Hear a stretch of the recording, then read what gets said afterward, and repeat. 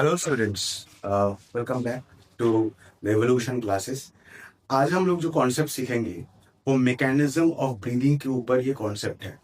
But mechanism of breathing के ऊपर concept जैसे ही सीखने जा रहे हैं, उससे पहले हम लोग को जानना पड़ेगा एक बहुत इंपॉर्टेंट और खास चीज। वो क्या है? दैट इज कि थोरैसिक चेम्बर में क्या क्या कंपोनेंट होते हैं एंड वो कहाँ कहाँ पे लोकेट करते हैं, वो हम डेमोन्स्ट्रेट करेंगे पहले, फर्स्ट थिंग। उसके बाद मैकेनिज्म के अंदर घुसेंगे, ठीक है, कैसा होता है। तो इस चीज को समझाने के लिए मैं मेरा बहुत ही पुराना एंड बहुत ही खास दोस्त जो मेरे साथ तकरीबन 9 साल तो जुड़ा ही होगा, मैं उसको बुलाऊंगा। वो तुमको दिखाएगा ये कैसा होता है ये चीज। और मैं खास दोस्त को मैं दिखाता हूँ वो कौन है। ये रहा मेरा खास दोस्त। देखो इसको मुंडी भी हिल रहा है यार। ठीक, तो ये देखो मेरा ये खास दोस्त है। इसका रिस्पेक्ट में हम लोग थोरैसिक चेम्बर्स में क्या क्या कंपोनेंट्स है और क्या काम करता है वो थोड़ा बहुत समझ लेंगे, फिर एक मैकेनिज्म ऑफ ब्रीदिंग में चले जाएंगे। एनसीईआरटी में थोरैसिक चेम्बर्स या फिर एंटीरियर पोस्टीरियर एक्सिस या डोर्सोवेंट्रल एक्सिस, ये बोलने से पहले एक लाइन दिया गया है। वो लाइन बहुत इंपॉर्टेंट है और बहुत क्या बोलते हैं, बहुत सिग्निफिकेंट है कि हम लोग डायरेक्टली पल्मोनरी वॉल्यूम को कंट्रोल नहीं कर सकते हैं। This is the exact term given. We cannot control the pulmonary volumes directly. We cannot alter the pulmonary volume. To be precise, we cannot alter volumes लिया गया है। क्यों? दो रीजन है। They are precise because of the component of the thoracic chamber and second, lungs का पास खुद का intrinsic muscle कुछ नहीं है। वो इलास्टिक है, वो एक्सपैंड एंड रिकॉइल कर सकता है, बस उसके पास कोई मसल नहीं है। हाँ, बोल सकते हैं lungs indirectly control the pulmonary volumes, but directly lungs कभी भी पल्मोनरी वॉल्यूम को कंट्रोल नहीं कर सकते। So this are the two reasons. Lungs directly pulmonary volume को कंट्रोल क्यों नहीं कर सकता? इंट्रिंसिक मसल नहीं है, वो normal expansion and recoil movement कर सकता है। एंड सेकेंड, थोरैसिक चेम्बर का जो ओरिएंटेशन है वो ओरिएंटेशन हम लोग देखेंगे। अब देखो, ये ओरिएंटेशन सीखने से पहले हम लोगों को पहले कुछ सरफेसेस समझना है। एंटीरियर पोस्टीरियर मतलब क्या है वो भी समझना है। अगर हम एंटीरियर सरफेस को बोलते हैं, ध्यान से समझना, अगर हम एंटीरियर सरफेस को बोलते हैं, सो this is the anterior part, anterior surface, seriously the spinal cord over here. This is the anterior part. And posterior part is the part from where the diaphragm is here. ये हो गया posterior, यहाँ पे diaphragm होंगे।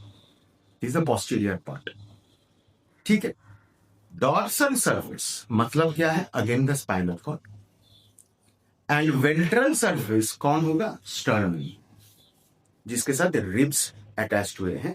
Sternum from the ventral side, ribs attached है कहाँ पे? Sternum to the ventral side and dorsally to the spinal cord. ये बहुत इंपॉर्टेंट है क्योंकि एनसीईआरटी में बोला गया है डॉर्सोवेंट्रल एक्सिस में अगर थोरैसिक वॉल्यूम इंक्रीज कर रहा है तो किसके वजह से?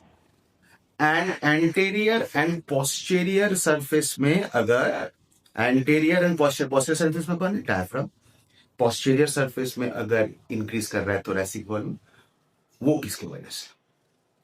थोड़ा वो स्टर्नम के बारे में दिखा देते, ध्यान से देखो अगर स्टर्नम को देख पाते हो तो। ये जगह वो देख रहे हो, ये क्लैविकल जुड़ा हुआ है स्टर्नम के साथ, तो ये जगह को बोलते हैं कि क्लैविकुलर नॉच। और ये जो बड़ा जगह दिख रहे हो इसको बोलते हैं क्या? मैनोब्रिया। This is called as the मैनोब्रिया। और ये जो हिस्सा देख रहे हो सबसे ब्रॉड हिस्सा, इसको बोलते हैं बॉडी। एंड इस चीज को जो देखो टंग लाइक स्ट्रक्चर बाहर की तरफ निकला हुआ है, उसको बोलते हैं xiphoid process. I repeat again, thoracic chamber का क्या कंपोनेंट होंगे? 4। पोस्टीरियर सरफेस में कौन होंगे? डायफ्राम। डॉर्सल में कौन होगा? बोलो, स्पाइनल कॉर्ड। वेंट्रल में कौन होगा? स्टर्नम। एंड लैटेरल में होंगे कौन? ribs. These are the four main component of your thoracic chamber. अब इस चेम्बर का इंक्रीज या डिक्रीज कोई भी पर्टिकुलर एक्सेस में किसके वजह से हो रहा है, वो क्या करना है, समझना है तो हाँ बोला, हाँ हाँ बोल रहा है, समझाना है, इसको समझ लेना है, ठीक है। तो हम नेक्स्ट अभी वो समझने के लिए तैयारी में लगे रहते हैं। अब देखो मैं क्या समझाने जा रहा हूं कि यहाँ पे पॉइंट लिखा है इनको, alternate contraction and relaxation of diaphragm या फिर phrenic muscle and intercostal muscle. इसका जॉइंट एक्शन से थोरैसिक वॉल्यूम इंक्रीज या डिक्रीज होते, या फिर anterior and posterior axis increase या डिक्रीज होंगे, या फिर डॉर्सोवेंट्रल एक्सिस इंक्रीज या फिर डिक्रीज होंगे। वो पहले समझ लो क्या हो रहा है, ध्यान से समझ। फिर से लेके आ गए मेरा फ्रेंड को, बहुत मोटिवेटेड हो गया आज। तो ये जो डायफ्राग्राम है ना, यहाँ पे मैं क्या बोलता हूँ, यहाँ पे डायफ्राग्राम अटैच्ड है, राइट, डायफ्राम मसल। तो it is consisting of what, phrenic muscle. ये डायफ्राग्राम मसल जब कॉन्ट्रैक्ट करेगा, प्रीवियसली ये कैसा था, डोम शेप, जब कॉन्ट्रैक्ट करेगा तो ये क्या हो जाएगा, फ्लैट हो जाएंगे, नीचे की तरफ आ जाएंगे, नीचे की तरफ आ जाएंगे। अब जब ये कॉन्ट्रैक्ट कर रहा है, ध्यान से समझने का कोशिश करो, ये जो डायफ्राग्राम का बात किया था ये पोस्टीरियर एक्सिस में था, ये जब कॉन्ट्रैक्ट करेगा, जब ये डोम शेप से तुम्हारा फ्लैट हो जाएंगे, तब जब एंटीरियर एक्सिस में जो तुम्हारा स्पाइनल कॉर्ड था एंड पोस्टीरियर एक्सिस में जो डायफ्राग्राम था, इसका लेंथ क्या हो जाएगा, बढ़ जाएगा। So thoracic volume due to the contraction of diaphragm increases, and also due to this mechanism sternum जो है, ध्यान से देखना, स्टर्नम जो है वो बाहर की तरफ मूव करेगा, आउटवर्ड्स एंड अपवर्ड्स, मतलब like this, again like this, alright, समझ में आया। तो डायफ्राग्राम का कॉन्ट्रैक्शन के वजह से क्या हुआ, एंटीरियर एंड पोस्टीरियर एक्सिस में लेंथ क्या हो जाएगा, इंक्रीज कर जाएगा, थोरैसिक वॉल्यूम इंक्रीज कर जाएगा, प्रेशर क्या हो जाएगा, डिक्रीज कर जाएगा, sternum move outwards and upwards, ऐसे लाइक दिस, क्लियर है, समझ में आया, ओके। अब दूसरा भाव यहाँ पे बहुत important, sir what is about this intercostal muscles. Intercostal muscles कैसा होता है, intercostal, in between the ribs जो मसल रहता है उसको बोलते हैं इंटरकॉस्टल मसल, और ये तीन प्रकार के होंगे, कैसे, ध्यान से देखो, ये जो दो रिब्स हैं, इसका बाहर से अगर मैं जो मसल ऐसा करके अटैच हुआ है, इसको बोलेंगे एक्सटर्नल इंटरकॉस्टल मसल, ठीक है।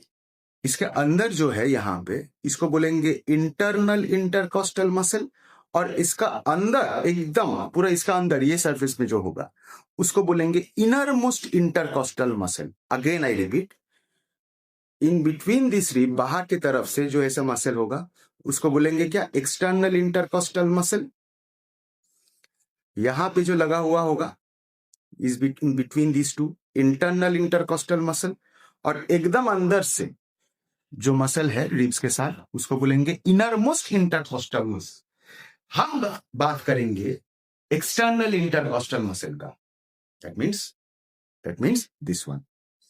ये एक्सटर्नल इंटरकॉस्टल मसल जब कॉन्ट्रैक्ट करता है तब क्या होता है, during the same period of time again the thoracic volume increases. In what axis they will ask, dorsoventral axis, मतलब ऐसा करके देखो, ये अगर बाहर की तरफ during the contraction of external intercostal muscle, during its contraction, if the sternum along with the ribs move outwards and upwards, kindly try to pay attention over there, then the surface from front to back, ये क्या हो जाएगा, volume increase कर जाएगा। पीछे spinal cord है, वो क्या होगा, डॉर्सल सरफेस, सामने क्या होगा, स्टर्नम, ये क्या होगा, वेंट्रल सरफेस। तो जैसे ही मैं बात करता हूं एक्सटर्नल इंटरकॉस्टल मसल का कॉन्ट्रैक्शन का, ड्यूरिंग इंस्पिरेशन तब क्या होगा, the volume thoracic volume increases on dorsoventral axis. Dorsoventral axis मतलब from the ribs and the sternum with the spinal cord. देखो खुद ही देखो, ऐसा करके अगर है बाहर की तरफ अगर मूव करेगा तो डॉर्सोवेंट्रल एक्सिस में क्या हो जाएगा बाबा, डॉर्सोवेंट्रल एक्सिस में increase in the thoracic volume हो जाएगा, प्रेशर डिक्रीज कर जाएगी।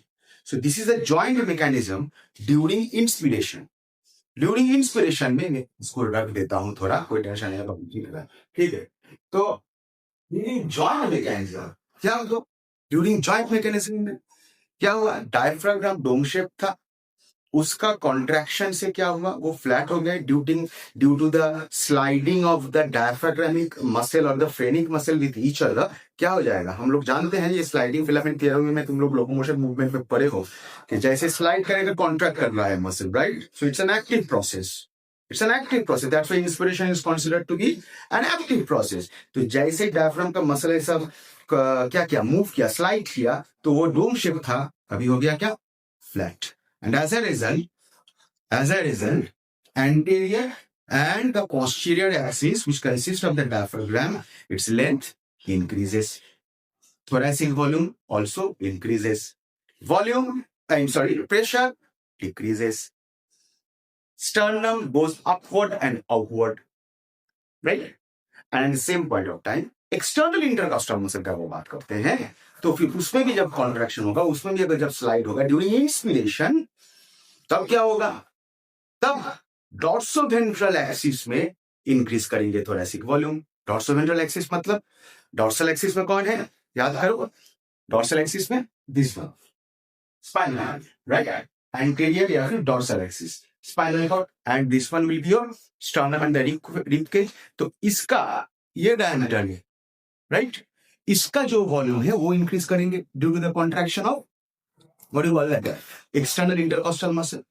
So this joint mechanism during inspiration, contraction of the diaphragm and the contraction of the external intercostal muscle makes thoracic volume increases its volume, their pressure goes down, chest moves upward and outward, and also what is there, and also इसका डॉर्सोवेंट्रल axis में thoracic volume increase करेगा, anterior posterior axis में thoracic volume increase करेगा। इसका total opposite कर दोगे ना तो एक्सपायरेशन का मैकेनिज्म आ जाएगा, वो भी हम बोलेंगे।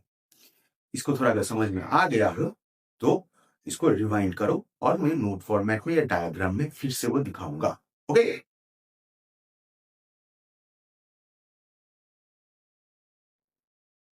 अब देखो एक चीज यहां पे मैं फोकस कर रहा हूं, ध्यान से देखनी, जो भी हम लोग सीखे हैं उस चीज को यहाँ पे हम लोग फोकस करेंगे, ध्यान से देखना। इंस्पिरेशन के दौरान क्या हो रहा था, इंस्पिरेशन के दौरान क्या हो रहा था, जैसे ही ऑक्सीजन इंस्पायर्ड इन हो रहा है, याद करके हम लोग का डॉर्सल सरफेस का कौन था, vertebral cord and spinal cord, whatever you say, and ventral surface का कौन था, तुम्हारा स्टर्नम, राइट।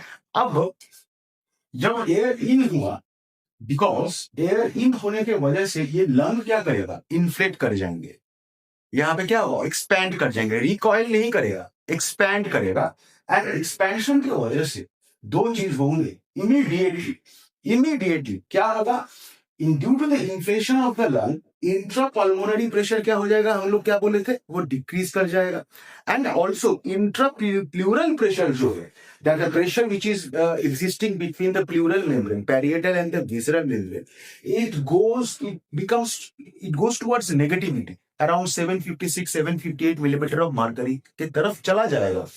एंड ऑल्सो क्या होगा, एंटीरियर पोस्टीरियर जो एक्सिस है, ध्यान से देखो, ये डायफ्राम भी कॉन्ट्रैक्ट कर रहा था ड्यूरिंग इंस्पिरेशन। कॉन्ट्रैक्ट करने की वजह से स्पाइनल कॉर्ड या फिर वर्टिब्रल कॉलम से दूर हो गया, तो फिर एंटीरियर पोस्टीरियर एक्सिस क्या हो जाएगा, इंक्रीज कर जाएगा due to the contraction of the diaphragm. And also sternum और तुम्हारा वर्टिब्रल कॉलम के बीच जो डॉर्सोवेंट्रल एक्सिस है, due to the contraction of the external intercostal muscle, वो क्या कर जाएगा, वो भी इंक्रीज कर जाएगा। सो कि देखो थोरेसिक वॉल्यूम इंक्रीज कर रहा है, but as a result lungs inflate कर रहा है या फिर एक्सपैंड कर रहा है, रिकॉइल नहीं कर रहा है। रिकॉइल नहीं कर रहा है, रिकॉइल करेगा एक्सपिरेशन के टाइम पे, नॉर्मल इंस्पिरेशन है। तो ये जो मैकेनिज्म है, इसके वजह से क्या हो गया, थोरेसिक वॉल्यूम इंक्रीज हो गया एंड प्रेशर डिक्रीज हो गया। प्रेशर के रिस्पेक्ट में अगर बात करोगे तो कौन सा प्रेशर बाबा, इंट्रा पाल्मोनरी प्रेशर। इंट्रा पाल्मोनरी प्रेशर का मतलब क्या है, इंट्रा पाल्मोनरी प्रेशर का मतलब pressure inside the lungs. And intra plural pressure, intra plural pressure भी क्या हो जाता है, गोस टुवर्ड्स नेगेटिव, ये थोड़ा नेगेटिव की तरफ चला जाएगा। सो this is the mechanism of your inspiration. और तुम्हारे एनसीईआरटी में देखना, ये जो स्टर्नम है, जो रिब्स है, ये बाहर की तरफ ऐसा ना एरो करके दिया है, ये सीधा इंडिकेशन है बाहर की तरफ जा रहा है। तो this thoracic chamber moves upward and outward along with the ribs as well as the sternum. And also one very important thing, कैसा ये ऊपर की तरफ जा रहा है, इसका मैकेनिज्म क्या है, ये इसको पुली मैकेनिज्म बोलते हैं। क्या बोलते हैं, पुली मैकेनिज्म। पुली मैकेनिज्म का मतलब है, हम लोग को सबको पता है, ये जो रिब्स है ventrally it is connected with the sternum and dorsally it is connected with the vertebral column। तो जैसे हम लोग सांस ले रहा है ना, तो ऐसा करके ना इसको खींच रहा है, ऐसा करके पुली मैकेनिज्म बनते हैं। जैसे इंस्पायर है ना, ये सब खींच रहा है, ये खींचने की वजह से डोर्सोवेंट्रल एक्सिस में क्या हो जाता है, ज्यादा वॉल्यूम बढ़ जाता है, बट प्रेशर हमेशा कम हो जाएंगे, राइट। इंट्राम्यूरल बोलो या फिर intra पल्मोनल। So this is the mechanism, and this is a pulley mechanism also, you can also call it that, but pulley mechanism is existing between the ribs and the sternum. Pulley mechanism is not existing between the diaphragm. Remember us, it is not involved in the diaphragm. So this is what happens in case of your inspiration. यहाँ पे inspiration के बाद हम लोग क्या बोले थे, external intercostal muscle को ज्यादा तवज्जो दिए थे। हम लोग क्या जानते हैं, अगर इंटरनल इंटरकोस्टल मसल कॉन्ट्रैक्ट करें तो सर क्या होगा, इंटरनल इंटरकोस्टल मसल अगर कॉन्ट्रैक्ट करे तो एक्सटर्नल इंटरकोस्टल मसल जो भी काम कर रहा था ना, उसको उल्टा करेगा। मतलब थोरेसिक वॉल्यूम क्या करेगा होगा, ये कम कर देगा एंड प्रेशर ये इंक्रीज कर देगा। But we only study in the context of external intercostal muscle. So this is what happens during your, what you call that, during your inspiration. Lungs inflate करेंगे, रिकॉइल नहीं करेगा, expand नहीं करेगा। इस पूरा सिचुएशन को उल्टा कर देंगे ना, तो वो हो जाएगा क्या बाबा, क्या हो जाएगा बोलो, एक्सपीरियंस। सॉरी, इसका हो जाएगा एक्सपीरेशन, तो उसका उल्टा कर रही है सिचुएशन। तो वो डायग्राम भी पैरेलली हम लोग देखेंगे कि क्या हो रहा है उस टाइम में, ठीक है। If you want take the click of this section, you can take it.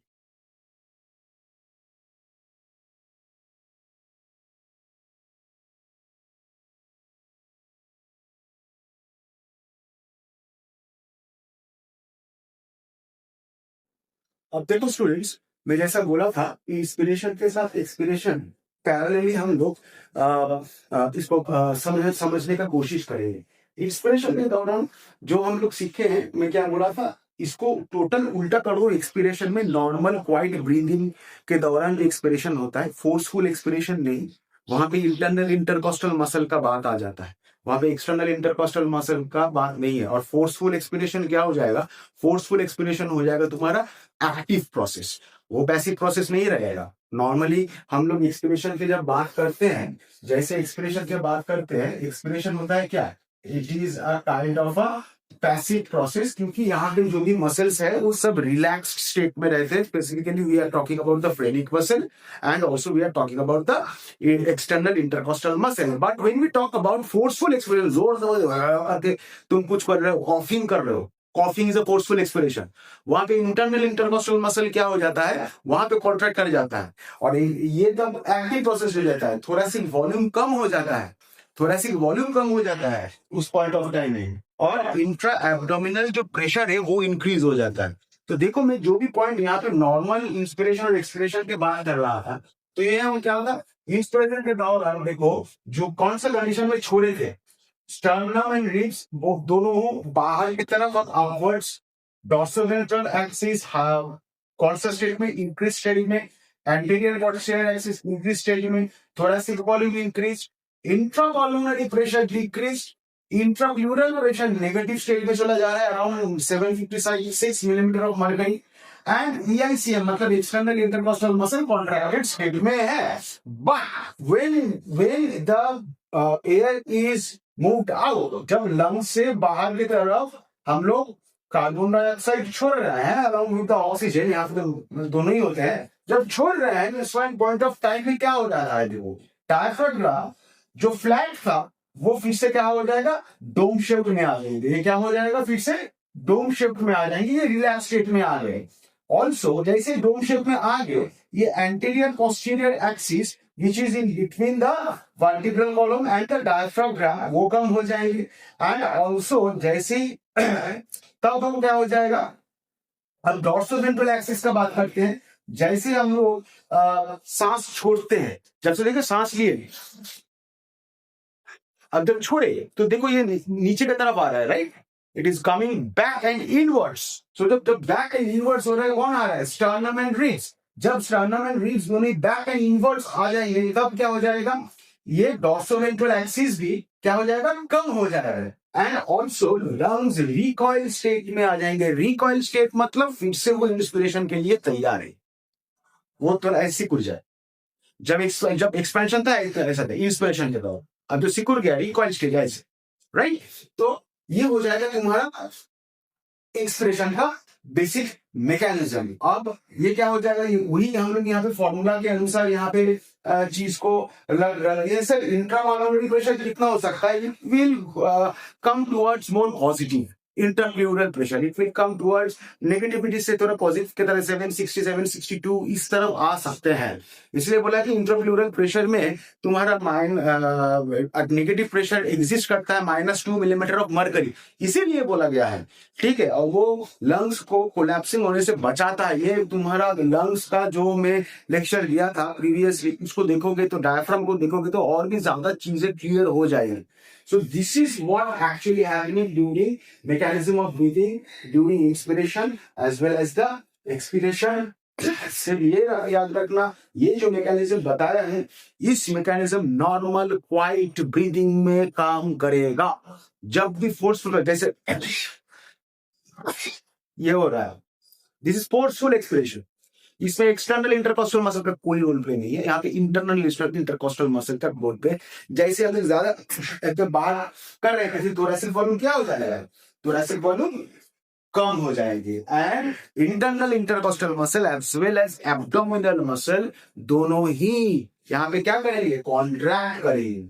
So that is what the difference between forceful expiration as well as normal expiration, and this is the difference between the inspiration as well as the expiration। Point to remember कि ये तो लिख के रखा हूँ, point to remember है क्या, तुम्हारा sternum कहाँ पे है, ventral surface, vertebral column किधर है, डॉर्सल सरफेस, स्टर्नम के साथ रिब्स जो वर्टिब्रल कॉलम के साथ जुड़ा हुआ होता है, ये अगर इंस्पिरेशन कर रहे हो तो डॉर्सोवेंट्रल एक्सिस को बढ़ा रहा है, and if I am considering यही डॉर्सल सरफेस क्या है, एंटीरियर एक्सिस, ये वर्टिब्रल कॉलम, और अगर ये डायफ्राम का बात करें ड्यूरिंग इंस्पिरेशन जब वो फ्लैट हो जाता है तो एंटीरियर पोस्टीरियर एक्सिस इंक्रीज होता है, that is with regard to the diaphragm का कॉन्ट्रैक्शन। वेरी इंपॉर्टेंट पॉइंट है ये, मैं बार बार बोल दे रहा हूं, वेरी वेरी इंपॉर्टेंट। तो यही था तुम्हारा मैकेनिज्म ऑफ ब्रीदिंग का बेसिक फाउंडेशन कॉन्सेप्ट है, इजी कॉन्सेप्ट है, I didn't wanted to make it more complicated, and इससे तुम क्लिक लेके इसका नोट बना सकते हो, that will be it for this mechanism of breathing. Hope to meet you very soon, thank you.